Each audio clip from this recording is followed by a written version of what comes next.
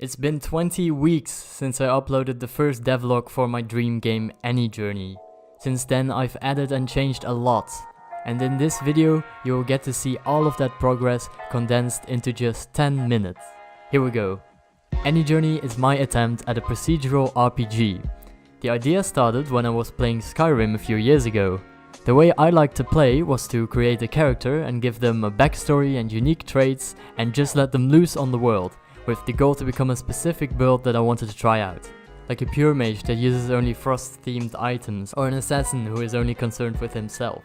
But in Skyrim, there are written storylines and quests that are great and I enjoyed them. But when you've played the game a lot and you already know the outcomes of your actions, it starts to become boring. And even though you've wanted to explore a type of character that you've never played as, it wasn't as fun as it could be because of the repetition of the story. So that's when I thought, what if there was an RPG in which you could explore all types of characters with all kinds of gameplay and roleplay in a new procedurally generated world every time you start a new game?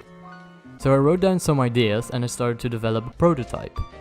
I've wanted to make this game for a long time and I've tried to create it multiple times, however I've never really gotten it right and I lost motivation because of too big of a scope or poor planning or just not being realistic. Then in December of last year, I decided to actually go ahead, plan it out, start working and only stop once it's finished with an estimated time of development of 1 year. When I salvaged everything I already implemented from my last attempt, I started making devlogs to document the progress. I also keep a public weekly changelog over on my website, and over the weeks I've not only improved in programming and design, I've also improved in the quality of these weekly devlogs. In the first video I had the dungeon generation, some furniture generation and objects like ladders, enemies and chests in place. You could use a menu to access some generated levels called journeys. Before this devlog there was only one generated level that you could walk around in. You could only equip a helmet, armor, braces and boots, as well as primary and secondary weapons which you use to swing at some basic enemies. The pixelated map you see in the background there was a placeholder for the actual world that wasn't at all implemented yet. What you see here are the very beginnings of Any Journey. Next week I added some icons to the loadout and started to work on world generation. As you can see, the picture in the background was switched out for a procedurally generated world using Perlin noise. I added a little boss enemy and you could also actually die now. I then finished up the world generation as it was at that time. I added territorial influence to the nations as well as basic generation of nations.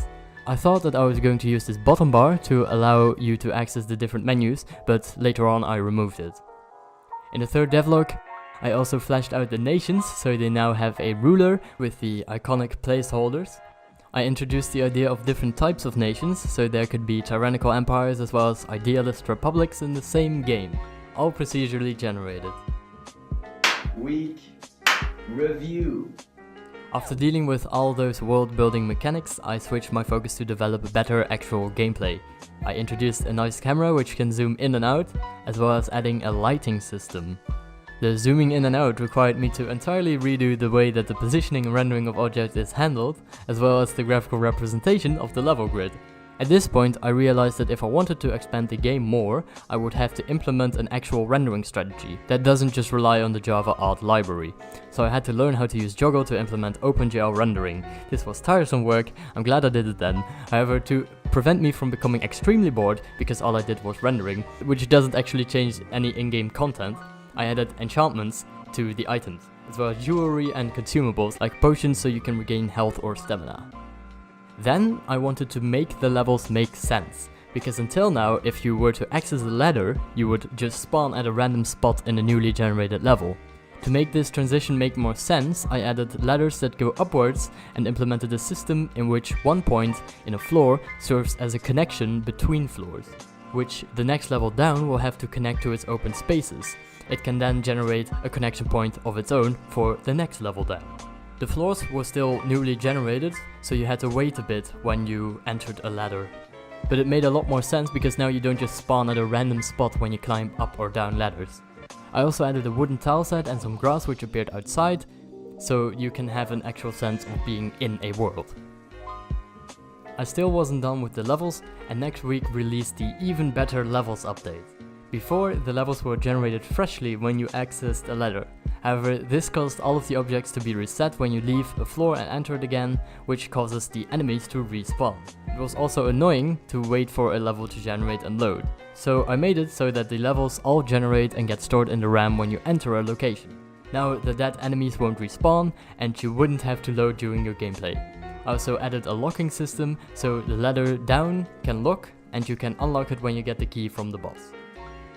The next week I reintroduced the different locations that I had in mind, the camp, castle and cave, with the differing tile sets and generation parameters. Around this time I was also finishing up the OpenGL implementation. Now after all of that focus on creating good levels, I moved my attention to develop actual good gameplay and vastly improved the combat system. In the past your attacks were instantaneous, burst felt unrealistic and magic was weird.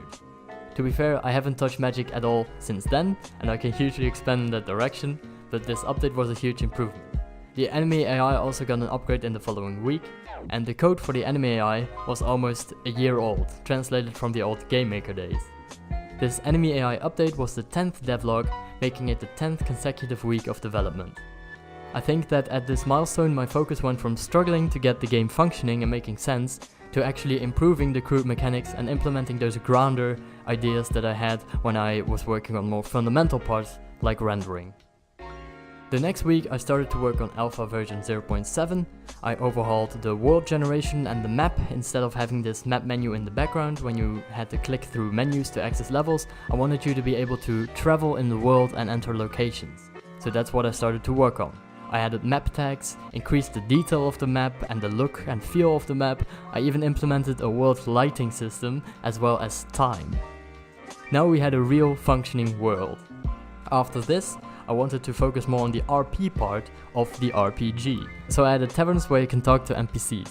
This way you can receive bounty quests from city guards in the different towns and cities.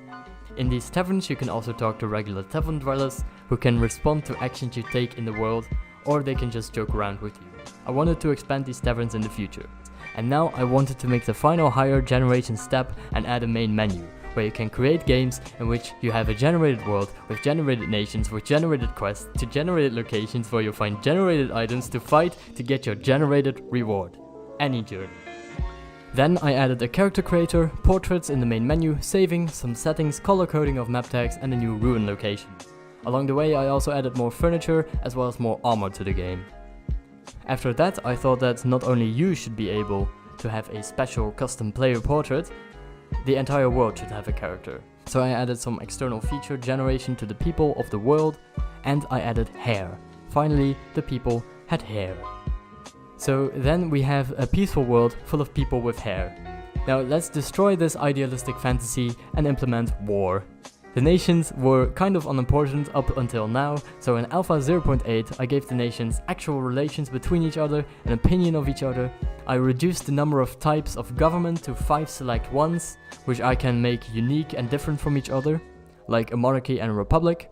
I also started reworking the GUI because I wasn't happy with the way it looked. And in the next week I added the ability for you, the player, to join a nation in the fight to take over the world, one location at a time.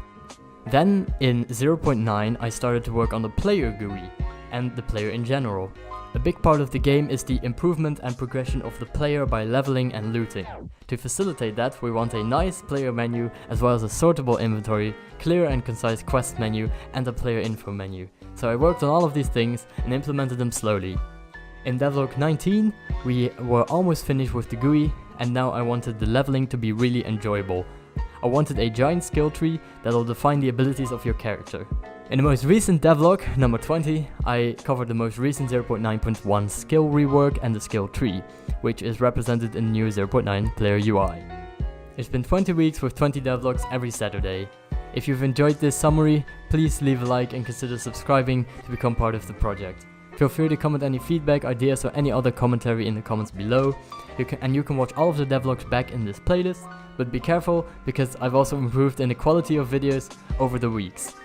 There's still a lot of features to develop and improve upon. Thank you to everyone who supports me. If you want to get more involved, then you can follow me on Twitter or say hi in our Discord. I wish you the best. Thank you for watching.